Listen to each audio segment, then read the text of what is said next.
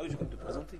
Bon, donc Céline Flécheux nous vient de l'école des Beaux-Arts de Nancy, où elle enseigne la philosophie de l'art essentiellement. Quoi. Bon, elle a fait un très remarquable. Bon, elle a été commissaire de plusieurs, ou co-commissaire de plusieurs expositions, notamment c'était sur le sublime.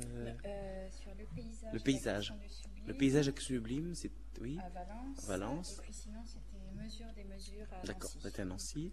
Et là, tu as un livre qui va paraître bientôt sur Action de l'Horizon aux éditions Verdier. Son titre sera Il y aura l'horizon. Il y aura l'horizon. Ah, le titre n'est pas fixé. Enfin bon, c'est un travail que j'ai eu l'occasion de rencontrer et de croiser et que je trouve très remarquable. Sur la question de l'horizon, à la fois sur le plan pictural et sur le plan aussi de la philosophie, de la phénologie, etc. Bien, donc, Céline, tu m'as dit que tu allais nous parler de Debord et la question de la peinture. Et moi, je t'avais dit, quand tu m'as dit ça, bon, c'est sûrement très intéressant, mais est-ce qu'on peut en parler pendant plus de 30 secondes? Parce qu'au fond, c'est qu'il n'a pas... Bon, il est intervenu sur la peinture, ça c'est clair. Et tout à l'heure, David en parlait, il y a eu des textes aussi qui ont été faits. Mais Debord peintre, il y a de très petites traces, quand même. Hein. Mais en fait, c'est pas vraiment Debord en tant que peintre, c'est Debord dans son rapport conflictuel et contradictoire à la peinture. Je pense que tu vas nous parler. Hein. Bien, donc les images apparemment sont transmissibles. Oui, ça je vais essayer. Donc merci Jacob. Et donc j'avais voulu, en fait voilà le vrai titre de ma conférence quand j'ai trouvé cette note de Raoul Haussmann dans le livre de l'exposition de Saint-Étienne qu'avait organisé Yann Ciré. J'ai été vraiment ravie parce que c'est exactement le propos, c'est-à-dire il a fait quelques peintures et en réalité quand on les regarde d'un peu près, si elles sont certes importantes et je vais leur consacrer un certain nombre d'explications ou de commentaires, on se rend compte qu'effectivement on peut faire comme Raoul Haussmann et biffer cette première impression qu'on a eue. Donc, ce sera le titre de la conférence plutôt que Debord et la question de la peinture. Parce que lorsqu'on s'intéresse à ce qui a été dit sur les peintures que je vous montrerai tout à l'heure de Guy Debord, il est immédiatement question du travail. Donc, on en a déjà beaucoup parlé hier, mais on va en parler aujourd'hui d'un point de vue plastique.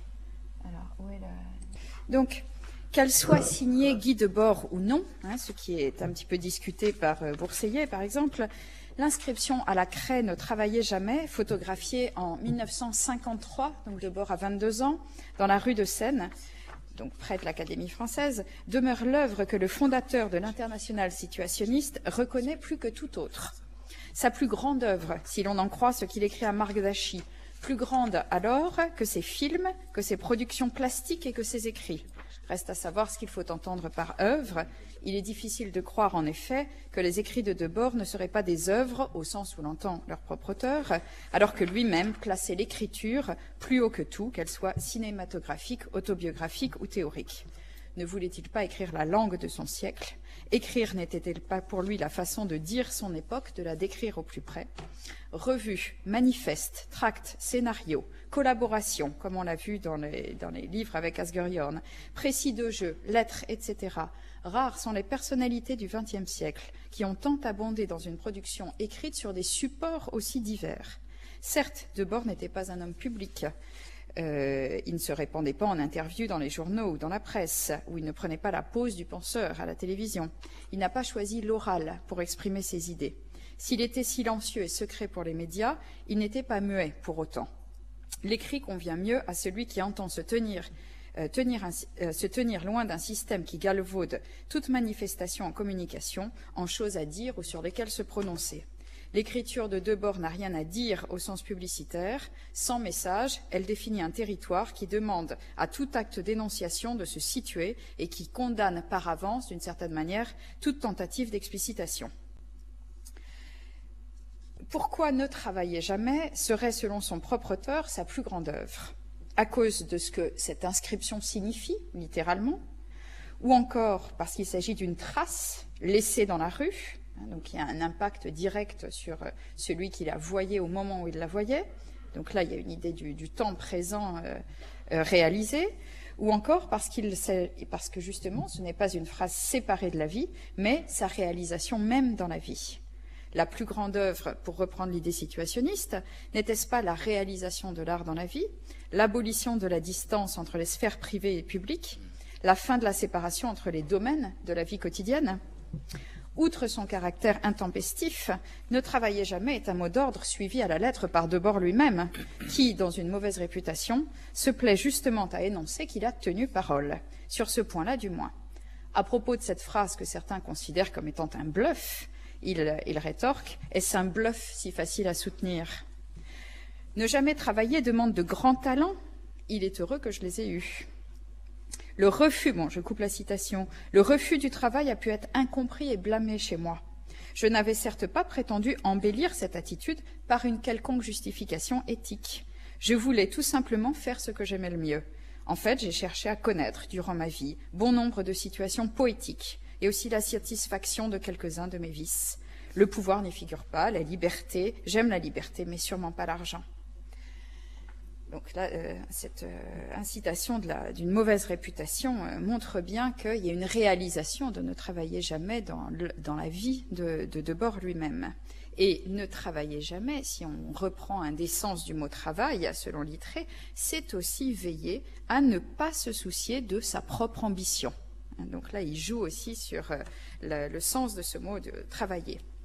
Tentons de méditer le sens de cette inscription sans lui trouver justement de justification éthique. La frappe d'une telle formule, ne travaillez jamais, ne s'oublie pas. Elle est impérative, négative, s'adressant directement à celui qui la lit, provocante. Elle va plus loin que toute théorie sur le travail par sa concision et dit de façon radicale ce qu'aucun philosophe n'a jamais écrit. Ne travaillez jamais. Ne travaillez jamais n'est pas fin du travail, vive l'oisiveté ou ne faisons rien. Il y a un site sur Internet qu'on peut trouver quand on tape justement ne travaillez jamais qui s'appelle nerienfoutre.org, dans lequel il y a des tas de citations qui n'ont pas la force de cette inscription. Sa portée est donc beaucoup plus complexe et plus ambiguë. Ne travaillez jamais est une formule qui diffère des propos tracés par Debord dans ses directives, ces 5 peintures qu'il a réalisées en 1963. Tout simplement, voilà. Donc ici, donc en 1963, 10 ans après l'inscription du mur de la rue de Seine, 5 peintures qu'il a réalisées en 1963 pour une exposition à Göteborg intitulée « Destruction du RSG 6 », donc comme l'a dit David Vivarès, en référence à l'abri atomique. Et donc là, on peut voir l'International situationniste 9 d'août 64. Dépassement de l'art, réalisation de la philosophie, tous contre le spectacle, abolition du travail aliéné, et puis la 5e, non à tous les spécialistes du pouvoir, les conseils ouvriers partout. Donc heureusement, maintenant, grâce à l'édition Quarto des œuvres de Debord, ces peintures sont finalement reproduites. Donc on peut les voir sans difficulté, au moins dans ce catalogue, enfin dans ce livre. Les 5 directives de Debord, donc là on voit, elles sont numérotées. Et on voit dans cette dernière image, en bas, qu'elles étaient exposées dans l'exposition. Et on voit cette image, évidemment, de femmes qui sont en train de tirer sur des portraits de dirigeants. Les 5 directives de Debord sont des tableaux au sens matériel. Il s'agit de toiles sur lesquelles Debord a écrit des slogans à la peinture noire, sauf abolition du travail aliéné, que vous voyez en haut, qui est d'un format différent, tracé en lettres blanches sur 1 mètre de peinture industrielle, que Pino Galizio avait réalisé en 1958 et qui se trouvait chez l'organisateur de l'exposition, Martin. Si toutefois ce sont des tableaux, il s'agissait plutôt pour Debord de produire des anti-œuvres, même si elles sont aujourd'hui collectionnées comme telles, comme des œuvres. Dépassement de l'art et réalisation de la philosophie, donc les 2 premières, font partie de la collection du grand ami de Debord, Paul d'Estribats, tandis que Abolition du travail aliéné appartient à Daniel Buren. Bon, alors, les 2 premières, vous pouvez les voir actuellement dans une exposition qui a lieu à Utrecht, et qui présente les œuvres du situationnisme, et puis qui aura lieu à Bâle prochainement. Les 2 dernières, c'est-à-dire non à tous les spécialistes du pouvoir et tous contre le spectacle, auraient brûlé vraisemblablement en mars 65 lors d'un incendie dû à une bombe posée par un provocateur dans la maison de Martin. Paul d'Estribats raconte que Debord lui en a donné une, il lui aurait donné Dépassement de l'art dans un premier temps, puis suite au visionnage du film réalisé par Brigitte Conan, que d'Estribats a présenté à Debord, Debord aurait donné la deuxième réalisation de la philosophie à Brigitte Conan pour qu'elle la fasse passer à d'Estribats quand elle reviendra à Paris. Et donc, ce qui veut bien dire que Guy Debord souhaitait que Dépassement de l'art et réalisation de la philosophie aillent ensemble, et il s'est suicidé 2 semaines après cet ultime présent, ce qui pose la question de qu'est-ce qui a été donné en échange de ces somptueux présents. Dans un article intitulé « Ne révélez jamais », Boris Donnet, dont on a déjà parlé, donc qui a commenté les mémoires de Debord, a analysé les directives de Guy Debord. Il note d'abord leur relation avec les thèses de Göteborg, jamais révélées, ce dont parlera Yann Thierry ce soir. Il note aussi leur audace formelle, c'est-à-dire la simple transposition sur la toile d'une inscription. Par ce geste, Guy Debord se démarque des hypergraphies et des métagraphies lettristes. Voilà, par exemple, celle-ci, métagraphie portrait de Wollmann réalisée en 1954. Donc on voit un rapport du texte, un rapport entre le texte et l'image très important, évidemment, constitutif du plan même de l'image, mais c'est en se débarrassant de l'image que Debord parvient à réaliser ses directives. Donc, par ce geste, Debord se démarque des hypergraphies et des métagraphies lettristes, absence de toute recherche esthétique dans la graphie ou la composition picturale, simplicité, lisibilité, univocité du message. En vertu de leur style condensé et dynamique, Boris Donnet y repère une rhétorique du sublime telle que Boileau l'a commentée dans son discours sur le style des inscriptions. Inscription de l'énergie libérée, d'une grande idée condensée comme celle d'un commandement, ces directives étaient situées dans l'exposition, dans ce qui s'appelait une zone de négation, qu'on ne pouvait atteindre qu'après avoir traversé une zone d'atmosphère d'abri anti-atomique, espèce de caverne symbolique qui conduisait jusqu'à la salle où étaient accrochées les peintures. Donc il y avait toute une mise en scène de cette exposition. Cette mise en scène plaçait en retrait, tout autant qu'en valeur, l'étoile de Guy Debord, qui, parmi d'autres tableaux présents dans l'exposition, de Michel Bernstein et de Martin, usait de la peinture pour écrire et non pour peindre à la manière des peintres. En vertu de leur situation dans l'exposition et de leur destination, ces peintures devaient rester en quelque sorte secrètes. Elles ont été réalisées au Danemark, chez Martin, à Randers, le 17 juin 1963. Elles n'ont jamais été montrées ailleurs qu'à la galerie Exi et elles n'étaient pas reproduites dans le catalogue de l'exposition. Seul leur titre y figurait. C'est pourquoi Raoul Haussmann écrit à Debord « J'ai vu ainsi que vous aussi vous êtes peintre », mais il a pu que voir le titre des directives. À propos de l'incendie qui détruisit certaines toiles de l'exposition, dans lesquels, donc, normalement, tous contre le spectacle et puis la dernière directive aurait été brûlée. Certaines furent brûlées. Debord dit « Voilà bien une suppression de la négation artistique, qui n'est pas encore son dépassement. La couverture de l'art, ici, s'est trouvée brûlée, dans l'IS de mars 66. Le dépassement de l'art n'est pas pure et simple destruction de l'art. Il exige une initiation et un parcours qui, comme dans tout mystère, ne sont révélés qu'à ceux qui sont à même de saisir les enjeux de ces dépassements. » Alors, pourquoi des peintures? Pourquoi choisit-il le support plastique classique de la tradition, lorsque, justement, par ailleurs, il en appelle à son dépassement? D'abord, beaucoup des amis de Debord étaient peintres, comme en témoigne la solide amitié avec Asgerion dont vient de parler David Vivarès. Il est également frappant de voir à quel point les peintres furent présents dans les premiers numéros de l'Internationale situationniste et dans la correspondance de Debord, dans le premier volume, qui est un témoignage formidable de sa relation avec les peintres les plus radicaux et originaux de l'époque. Et puis comme il a su aussi se débarrasser de ceux qu'il jugeait justement n'étant pas assez radicaux. Pino Galizio, Asgerion ou Raph Rumney. Tandis que l'IL, quant à elle, l'Internationale lettriste, ne comptait pas de peintres. Elle existait artistiquement avec des poètes et des poètes qui ont fait du cinéma. Aussi, on a vu aussi ces métagraphies. Le paradigme de la pratique artistique a-t-il changé entre l'Internationale lettriste et l'Internationale situationniste? Peinture, architecture, cinéma 3 arts, du plus classique au plus moderne, du plus spécialisé au plus populaire, donc formaient les paradigmes artistiques du début de l'international situationniste. Reprenons les peintures de Guy Debord. Il les a peints en 63, en pleine époque de sa participation au débat de socialisme et barbarie, quand il commençait à rédiger La Société du spectacle. Leur efficacité plastique s'inspire de l'image que Debord utilise dans ses films, comme on peut le voir. Voilà, par exemple, c'est le même genre d'esthétique qui est recherché, écran noir, fond neutre, et ensuite les mots qui se détachent et qui donnent comme ça un effet de plan. Il s'agit de phrases nominatives qui enjoignent à l'action. Contrairement à Ne travaillez jamais, elles sont composées d'énoncés positifs et ne sont pas des injonctions directes données sur le mode impératif. Sans verbe, ces inscriptions sont des slogans qui ont un caractère direct et immédiat. Leur problème n'est pas pictural, mais politique. L'usage du terme directive est singulier.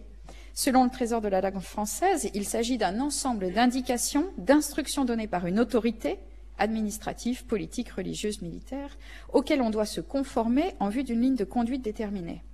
Autant dire que le vocabulaire est choisi.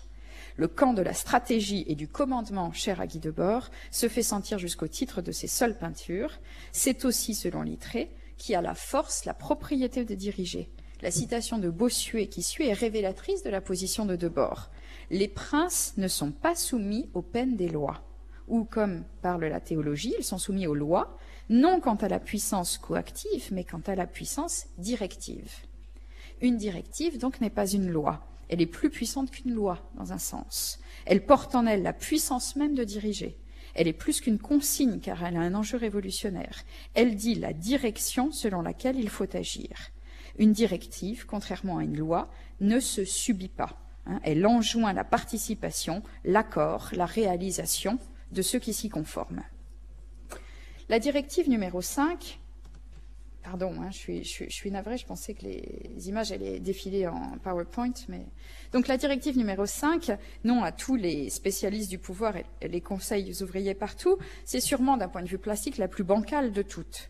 Elle est composée de 2 éléments scripturaux, dont le premier d'ailleurs résonne comme un alexandrin, si on les compte bien, qui ne se suivent pas, qui ne suivent pas la même hauteur de lettres. Si leur sens entre les 2 phrases se répondent, c'est du point de vue graphique qu'elle est la plus malhabile. Elle tient à peine dans le format horizontal choisi et partout, vous voyez, semble coincée entre les mots ouvrier et le cadre et avec la trace d'un repentir sur le R d'ouvrier. Frontale, elle est moins réussie que les autres d'un point de vue plastique et textuel. C'est pas du tout le cas de abolition du travail aliéné, qui est la directive numéro 4, donc cette directive tracée au dos d'une toile de Pino Galizio, une sorte d'hommage, dit Debord lui-même, à la peinture iornienne, des peintures modifiées. C'est la plus picturale de toutes, avec ses coulures, le blanc des lettres tracées sur fond sombre, l'exacte proportion entre la dimension du message et le tableau, tout est là pour faire œuvre. Avec sa qualité dans la saturation de la surface, il n'est pas étonnant qu'un artiste tel que Buren ait souhaité la posséder. Du point de vue du rythme, elle est aussi parfaite. Si l'on fait sonner toutes les diérèses, elle forme elle aussi un nouvel alexandrin. Elle peut s'entendre en 2 sens. Ou le travail est toujours aliéné, ou son qualificatif est homérique, ou il existe du travail non aliéné. Bon, on en a discuté hier, ce que produit le travailleur, lui, est aliéné. Société du spectacle 31, tout le temps et l'espace de son monde lui deviennent étrangers avec l'accumulation de ces produits aliénés. Le spectacle dans la société économique correspond à une fabrication concrète de l'aliénation. Le travail tel qu'il est produit dans la société du spectacle engendre l'aliénation. Aliéné est homérique, car nous sommes dans la société du spectacle et nous ne pouvons vivre le travail d'une autre manière qu'aliénant. Ce n'est pas l'abolition du travail aliénant, tout travail est aliénant. La critique situationniste joue de la dialectique entre la servitude et la libération des besoins, alors que la production d'objets techniques est censée nous libérer des contraintes physiques. Nous voici condamnés à l'esclavage du travail libérateur. Donc il y a une espèce d'équivalence entre le travail aliénant et le travail libérateur. Si le travail est aliéné, c'est parce qu'il est prétendument libérateur d'une condition qui ne fait qu'aggraver notre manque de liberté. Donc un tel paradoxe ne pouvait manquer d'être dénoncé par ceux qui entendent populariser la technique du détournement. Si la lutte contre l'aliénation naturelle et la production de bien-être date du XIXe et au début du XXe siècle, il est désormais temps de reconnaître que l'abondance des biens de consommation n'est que l'autre face de l'aliénation dans la production. Le travail aliéné, c'est le travail forcé qui prétend libérer. Tous contre le spectacle, l'autre directive. Voilà, la troisième directive, c'est un mot d'ordre de rassemblement et de soulèvement. C'est déjà une directive d'un sens un peu plus abstrait que les précédentes, car elle suppose une élaboration de la notion de spectacle. Bon, je ne vais pas entrer dans cette élaboration, hein, il suffit de lire La Société du spectacle, les commentaires de La Société du spectacle, et puis le livre de Anselm Jaap qui développe dans sa première partie tout ce concept du spectacle. Le spectacle est le lieu du travail où le travail forcé se transforme en sacrifice consenti, dit Van Eghem. Donc, dans le combat situationniste, il s'agit de se défendre contre trois choses. Contre l'organisation de l'apparence en spectacle, contre la séparation qui fonde la vie privée, et contre le sacrifice, dans le sens où le travail aliéné se transforme en sacrifice consenti. Se soulever contre le spectacle devient à dénoncer les apparences, à faire cesser la domination de tout pouvoir qui divise au lieu d'unifier et à détourner tous les conditionnements dans lesquels nous nous trouvons. Le rassemblement qu'appelle cette directive est une manifestation du désir d'unité contre la fragmentation des tâches et des travaux de la vie quotidienne.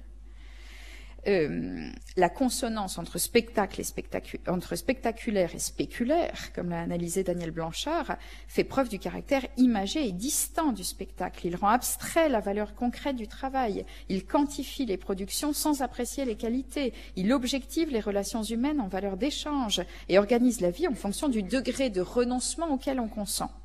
Tous contre le spectacle fixent un programme, la construction de la vie quotidienne et un mode d'action, le détournement et la création de situations.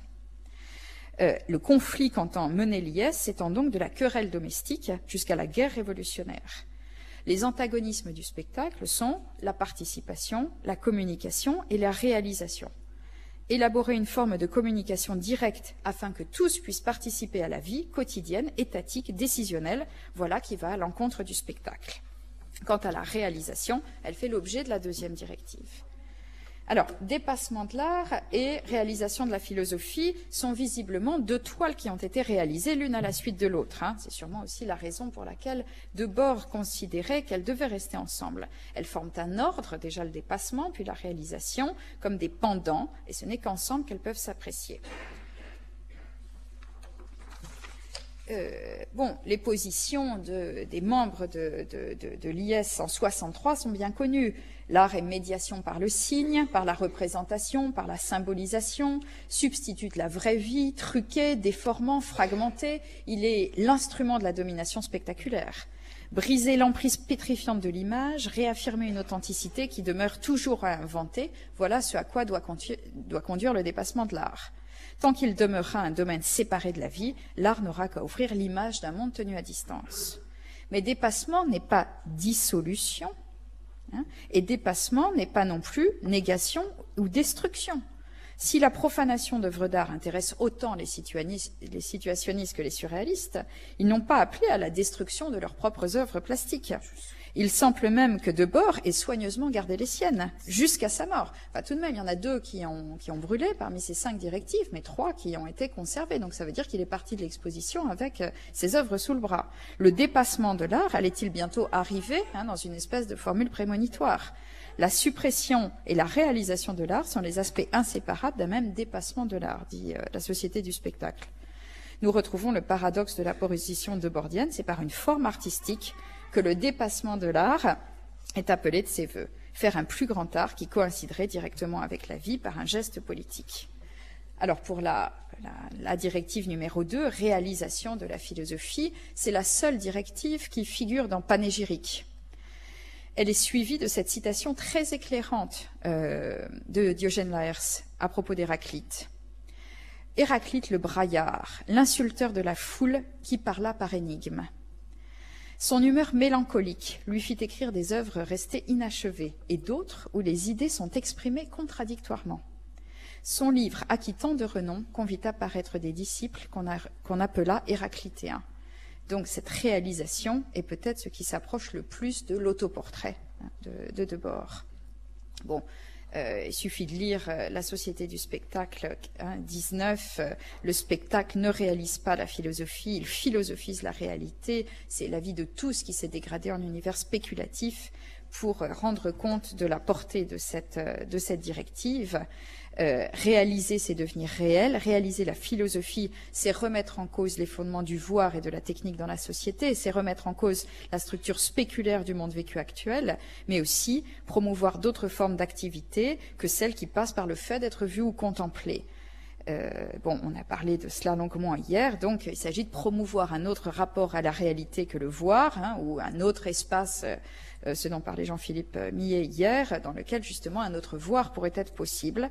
Voilà ce qui se joue dans la réalisation de la philosophie, et puis aussi pour montrer que ce qui se voit le plus n'est pas le plus apparent, mais ce qui se voit le plus, c'est exactement ce qui se dérobe. En interprétant seulement la bon, je passe cette idée d'être le plus apparent quand on se dérobe, c'est ce qui donne leur caractère énigmatique, secret et mystère de ces directives qui sont loin d'être aussi directes que la formule inscrite à la craie par un jeune homme de 22 ans sur le mur de la rue de Seine, ne travaillez jamais. Elles sont postérieures d'une dizaine d'années à cette inscription. Elles prennent appui sur cette formule qui n'est pas directive, mais provocante, réactive, injonctive et poétique. Et là, l'image de l'exposition de Saint-Étienne organisée par Yann Siré est vraiment très parlante parce qu'on voit, bon, outre la graphie comparable entre les directives et l'inscription sur le mur de la rue de Seine, on voit bien que les directives s'appuient au sens propre du terme sur le ne travaillez jamais, dans un sens aussi de la signification. Donc, c'est une injonction qui fait forcément réagir et qui donne lieu à des interprétations différentes et contradictoires. C'est évidemment il y a une forme de provocation de dire cela dans un monde de plein travail. C'est le propre du langage de la contradiction dans la forme et dans la provocation qui est si cher à Debord. C'est aussi une critique du travail, car bon, le travail est une valeur essentiellement bourgeoise. La bourgeoisie est la première classe dominante pour qui le travail est une valeur, Société du spectacle 140, et parce que le travail forme une sphère régie par des lois séparées. C'est une provocation qui fait réagir les travailleurs eux-mêmes, ce que Debord sait bien lorsqu'il est tout à fait conscient que ce « ne travaillez jamais » en fait, répond une espèce de contre-pied à l'acceptation de l'illusion générale de la consommation et des marchandises modernes. C'est bien la preuve que « ne travaillez jamais » n'est pas un slogan universalisable comme les directives, mais la phrase d'un moraliste, aussi jeune soit-il, qui situe l'activité de la vie dans des productions et des manifestations artistiques qui ont pour enjeu la critique de la vie quotidienne et la promotion du flux de la vie. Briser le carcan de l'ordre, de la discipline et de la répétition quotidienne, échapper au contrôle promu par le travail, la discipline du corps, la fatigue responsable de l'abrutissement et de la répétition, qui empêche toute occasion de jeu et de repos. Ne travaillez jamais est une formule qui, plus que toute analyse philosophique, enjoint à remettre en cause un des piliers de l'ordre social aliénant. L'important dans cette formule, c'est évidemment l'adverbe « jamais ». L'époque des années 50 est propice à ne travailler jamais. La défense d'une valeur autre que le travail constitue le propre des courants révolutionnaires depuis le XIXe siècle. Du droit à la paresse de Lafargue, l'éloge de l'oisiveté de Russell, puis les écrits de Stevenson sur l'oisiveté, de la notion de dépense, de bataille, à celle de Potlatch, explicitée par l'anthropologie aussi. L'époque se plaît à penser les antagonismes du travail ou à penser le travail comme une œuvre. Tout d'abord, ne travaillez jamais n'est pas une apologie du loisir. On en a déjà parlé hier. Ne travaillez jamais, ce n'est pas non plus uniquement un éloge de l'oisiveté, au sens où Stevenson ou Russell l'entendaient, mais bien la recherche d'une activité qui ne soit pas productrice de rapports d'aliénation et de domination. Un langage commun doit être retrouvé dans l'activité dont rêve l'idéalisme et dans l'inactivité contemplative du matérialisme. Ne travaillez jamais ne dit pas non plus exactement la même chose que le droit à la paresse. S'il y a un droit à la paresse qui puisse être revendiqué comme tel par Lafargue, par exemple, c'est en vue de faire un contrepoids à ce nouveau droit du travail qui anéantit le travailleur. Donc, c'est pas exactement la même chose que le droit à la paresse. Ne travailler jamais sous-entend aussi que les rapports sociaux peuvent être autres ceux qui sont fixés par le travail comme rémunérateurs dans l'économie capitaliste. Donc, par exemple, sous-entend une autre économie comme celle du don, du potlatch et du jeu. Debord était réputé pour ses cadeaux somptueux. Hein, il écrit « J'ai pratiqué le potlatch avec assez de grandeur pour ne pas m'inquiéter de quelques délicatesses excessives. » Enfin, quand même. Et donc, l'économie sous-tendue par « ne travailler jamais » présuppose une notion de dépense qui est exactement ce qui déplaît à la culture bourgeoise qui ne consent à dépenser que pour elle-même. L'excès de dépenses, le jeu, le sacrifice deviennent des piliers de cette autre économie, celle qu'a développée Bataille hein, au début de la part maudite. Et il remarque aussi, Bataille remarque aussi que lorsqu'on est dans une économie du potlatch, alors on est dans une économie où l'hérédité et la possession héréditaire n'ont plus aucun droit. Si l'on ne travaille pas, on n'acquiert pas les fruits de son travail et on ne lègue rien aux générations suivantes. Cette absence de transmission est également portée par cette injonction. Donc, en un certain sens, ne travailler jamais prône aussi le désœuvrement qui est le produit, comme le dit Vincent Kaufmann, du déshéritage, des héritages culturels, politiques, qui serait le principe ou la raison d'être de l'avant-garde et de sa volonté du dépassement de l'art. Hein, on sait que l'esthétique de Lyell, dans les productions, il n'y a que de l'immédiat, du vécu, dans les dérives urbaines, qui ne relèvent que du seul témoignage. Donc cet ethos de la non-transmission est aussi principe de transmission et de diffusion de l'autorité et du pouvoir. C'est aussi un des paradoxes de l'avant-garde, qui est le problème de son autoritarisme. Qui est-ce qui fait l'histoire du mouvement situationniste si ce ne sont les situationnistes eux-mêmes? Qui est autorisé à dire que tel ou tel jouait un rôle prééminent ou mineur si ce ne sont eux-mêmes?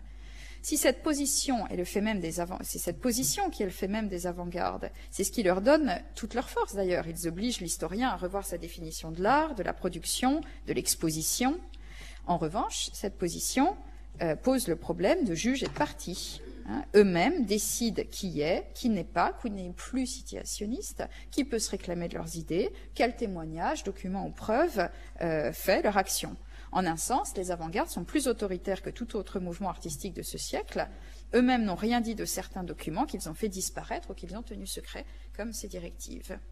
Bon, alors en plus, cet argument d'autorité, il a été largement relayé dans l'édition française, hein, qui jusqu'à présent, jusqu'à très récemment encore,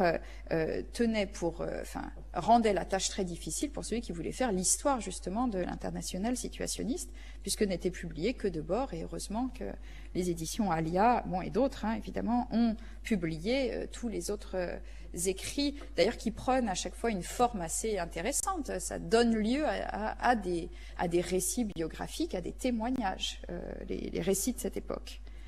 Donc, revenons à ne travailler jamais. Les contraires maintenant qu'on a vu les choses desquelles ça se distingue, quels sont les contraires de ne travailler jamais? Alors, il y aurait travailler toujours, travailler encore. Bon, hein, c'est ce qu'on voit justement dans le même numéro de l'International situationniste, quand 2 pages avant, ils font paraître l'image de l'entrée des camps de la mort, Arbat mai frei. Donc, bon. D'autre part, ne travailler jamais, ça ne veut pas dire que c'est un rejet de l'activité, hein, puisque l'activité, justement, elle est essentielle à la liberté, comme le dit le paragraphe 27 de la Société du spectacle. Mais, pour conclure, ne travailler jamais, comme on l'a dit au début de cette intervention, c'est vraiment la plus grande œuvre de Debord. Il y a dans cette phrase une parole poétique qui attaque le capitalisme plus vertement que tout ouvrage théorique. Il faudra bien que l'on comprenne tôt ou tard que les mots et les phrases que nous employons retardent encore sur la réalité. En d'autres termes, que la distorsion et la maladresse dans notre façon de nous exprimer tient à ce que, là encore, nous sommes au centre, à la frontière confuse où se livre le combat infiniment complexe du langage séquestré par le pouvoir, conditionnement, et du langage libéré, poésie. C'est dans l'IS 8. Donc, vouloir retrouver la fluidité du langage et de la vie, entraîne la destruction nécessaire du concept de travail. S'il y a peinture, c'est une peinture démystificatrice de l'époque. Et l'homme rare qui peut peindre cette époque est celui qui, pour en faire l'étude, devra en faire son portrait de son époque et de son propre portrait. Selon Bataille, pour les rares hommes qui disposent de l'élément résiduel de la poésie, comme Debord sûrement dans les années 50, la dépense symbolique cesse d'être symbolique dans ses conséquences. Ben oui, ne travaillez jamais, ça a des conséquences qui ne sont pas du tout symboliques. Dans une certaine mesure, la fonction de représentation engage la vie même de celui qui l'assume. Elle le voue aux formes d'inactivité les plus décevantes, à la misère, au désespoir, à la poursuite d'ombres inconsistantes qui ne peuvent donner que le vertige ou la rage. Il est fréquent de ne pouvoir disposer des mots que pour sa propre perte et d'être contraint à choisir entre un sort qui fait d'un homme un réprouvé et une renonciation dont le prix est une activité médiocre. Et donc, Debord fait de lui un réprouvé. Et en ce sens, cette phrase, ne travaillez jamais, il s'agirait d'un autoportrait au sens où toute l'œuvre de Debord serait aussi un autoportrait. Dans ce sens-là, il n'y aurait pas de Debord critique, Debord poète, Debord, enfin tout Debord, toute l'œuvre de Debord serait lors de l'autoportrait, des textes les plus polémiques, critiques, philosophiques, jusqu'aux mémoires panégyriques et ses films. Tous les moyens sont bons, la collaboration, la célébration, la critique sociale, le film documentaire, le film scandale. Et en ce sens, il y a un passage de Ingiru Minus, son dernier film, qui dit quelque chose du rapport de Debord à la peinture. Alors, on le verra samedi soir. Quand se succèdent tous les autoportraits de Debord, il y a un moment où on voit ces autoportraits qui se succèdent, des photographies, Debord dit que tout ce qu'il a fait, il n'aurait pas pu le faire avec le grand art. Et quand il dit le mot grand art, on voit apparaître à l'écran un autoportrait de Rembrandt. Donc, on voit bien que là, il y a une tâche, si vous voulez, qui est assignée à la peinture, que lui-même reprend pour décrire sa propre époque et donc pour décrire sa propre vie. Et donc, pour conclure, on peut choisir entre, pour interpréter ne travaillez jamais, entre la figure du penseur ou la figure du dandy. Pour la première, on peut considérer que ne travaillez jamais, c'est la forme contemporaine de la contemplation. Non pas la contemplation vertement critiquée dans la société du spectacle, mais plutôt un mode d'action de l'homme qui vit en retrait tout en étant de son temps. La contemplation devient une forme de l'action critique que Debord choisit dès sa jeunesse, ce moment où il se voue définitivement à une vie de plus haute exigence, en rupture avec les activités communes du reste des hommes. Comme il l'écrit dans Panégyrique, « Je me suis fermement tenu, docteur en rien, à l'écart de toute apparence de participation au milieu qui paraissait alors pour intellectuel ou artistique. J'avoue que mon mérite en cette matière se trouvait bien tempéré par ma grande paresse. » Ensuite, se trouvant dans ce milieu nihiliste qui ne voulait plus rien savoir, ni surtout continuer ce qui avait été antérieurement admis comme l'emploi de la vie ou des arts, là disparurent mes dernières possibilités de revenir un jour au cours normal de l'existence. Ce jour-là, c'était fini, il ne pouvait plus revenir au cours normal de l'existence. Ne travaillez jamais ou comment sortir du rang du commun. Cette tendance à s'arracher du rang du commun est sans doute ce qu'il rapproche aussi de la figure du dandy, telle que par exemple Balzac la qualifie quand il décrit la figure de l'artiste dans son traité de la vie élégante. Il y a un moment où il parle de l'artiste, de la vie de l'artiste, et on a l'impression de lire un portrait de Debord. L'artiste est une exception, écrit-il. Son oisiveté est un travail et son travail un repos. Il est élégant et négligé tour à tour. Il ne subit pas de lois, il les impose. Qu'il s'occupe à ne rien faire ou médite un chef-d'œuvre, il paraît occupé. Qu'il n'ait pas 25 centimes à lui, jette de l'or à pleines mains, il est toujours l'expression d'une grande pensée et domine la société. Bon, mais abrégeons ces remarques sur ne travaillez jamais. Rappelons que Guy Debord n'a jamais cherché une justification éthique à cette formule, donc ne le contredisons pas. Merci.